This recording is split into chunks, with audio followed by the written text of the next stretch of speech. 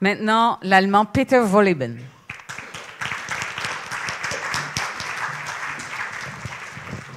Thank you very much.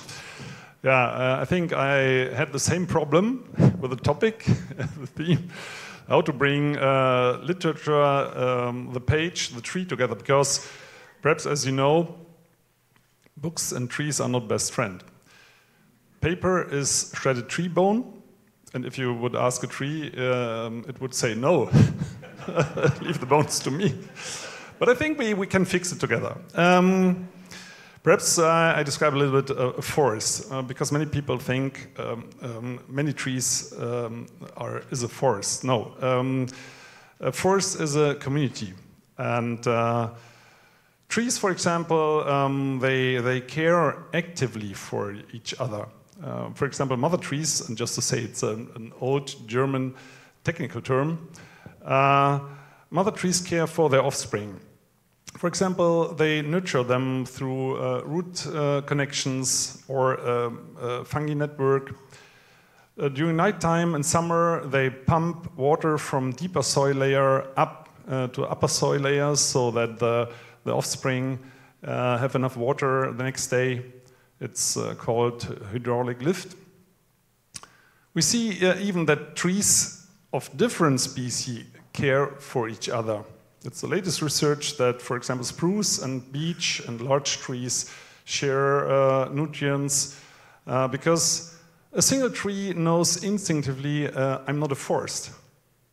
And just together, they can, for example, create local climate and even continental climate and even Earth climate. That's have been researched more than 200 years ago by Alexander von Humboldt. He was a rock star of its time age, forgotten for almost 1 century, meanwhile.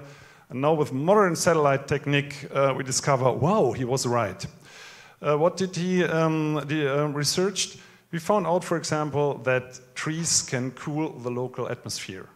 At that time, climate change was not a topic, but he described what is behind very well. For example, a single old deciduous tree can, in summertime, pump up and evaporate water as much as 500 liters per day and cool the local atmosphere, a single tree, as if 1,000 refrigerators were running at the same time. So it's a lot. And that means, for example, in comparison to a city like Montreal on a hot summer day, a forest ecosystem can cool the local air around, an average, about 15 degrees. And if it comes to climate change, we see in forest carbon storage. I think it's really crazy, because it's a society. And as I said, they care for each other and they care for us. I don't know if it is by purpose, but I think perhaps they don't care if there are humans within the forest. But for example, they produce clouds. And I don't know if you read the news that we have in the last 2 years a very increase of rising temperatures, much more than even the pessimistic climate scientists expected. And why was it? I think it's clear since 3 or 4 months. It's about the low cloud layer which is reducing. And the lower cloud layers, they are working like glaciers. They are reflecting sunlight. And the lower cloud layers are produced by forests. Forests don't like it hot. Forests, it's obvious, like us, because we are a part of the forest, but we don't recognize it anymore. Forests can make local low pressure areas and let it rain in combination with bacteria, who goes up with evaporated water, build little snowflakes in the cloud that are cool bacteria, but more to come about that. And so the evaporated water comes back to the forest. And what do we think? I think I've heard that in Quebec, for example, there's a new law that forest industry is allowed to cut even more trees because politicians and even forest scientists haven't realized that a forest is more than just trees. We can learn a lot from trees. Now is the question how I get it back to the books. And that's very easy. I think we have to feel empathy for trees, or love, which is even better. Because when you look, for example, at the whales, why whale hunting is forbidden in most countries? Because we feel sorry for those big mammals. Although most people haven't studied marine biology at university. So it's so important to bring those beings, those species closer to us so that we can see how they live and imagine how important they are and how wonderful they are. We don't have to calculate what do I get and what do they give, and therefore I protect them. Out there I give them, let's say, 10% or 30% of the space so that I can sleep well at night. No, they are important for us. And what can we do? Forest scientists, for example, and we discussed that today with journalists, you are also suffering from German foresters.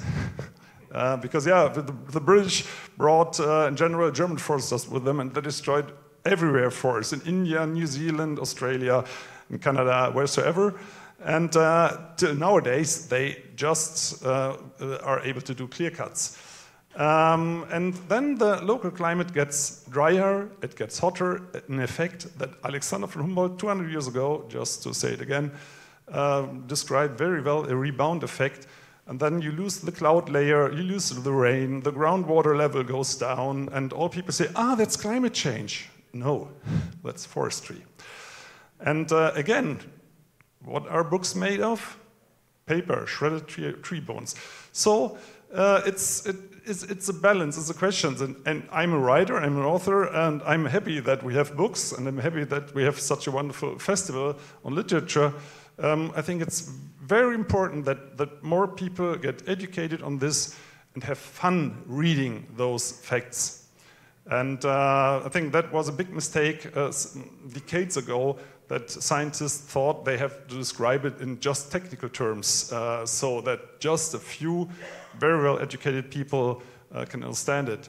And I think my task is to bring all those wonderful things to the people. And it's not just to know how important it is, but it's so lovely when you step out of your door, even here in Montreal, and you see all the trees who try to form forests again. In abandoned little areas where houses teared down, I made and have a little Insta account, and I made a little video for my followers saying, I'm in Montreal, but I don't make a tour through the city, I'm looking for trees. And it's so wonderful. There's so much hope. For example, when I'm in train stations in Germany, and we have to wait sometimes, then I look where native tree species grow in the train station. Because forest scientists say, we need new tree species, the forest won't survive without forestry, we have to reconstruct forests. And the little trees say, no, we are able to do that. And I said that in a German TV show, and then the German train company said, okay, you can rescue the tree in the Hamburg train station, for example, and we brought it to our forest academy, and there it grows very well. And this gives hope. The forests want to come back. The only thing they can't stand is if you are too fast, they need their time. Trees are slow. They need a lot of time to form those society, but what they can't stand is when people think they can do it better.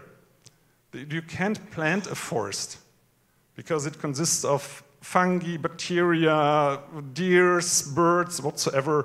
You can't reconstruct a forest. Forests are able to do it on their own. And therefore, books are very good because it takes time to read it. Therefore, you're occupied with other things. You can slow down to tree speed. That's very healthy. And the forests out there, they just need space and time, and they recover. Till now. I don't know how it will be in the future, but till now there's a lot of hope. So may the forest be with you. Thank you. Thank you, Peter Wohlleben.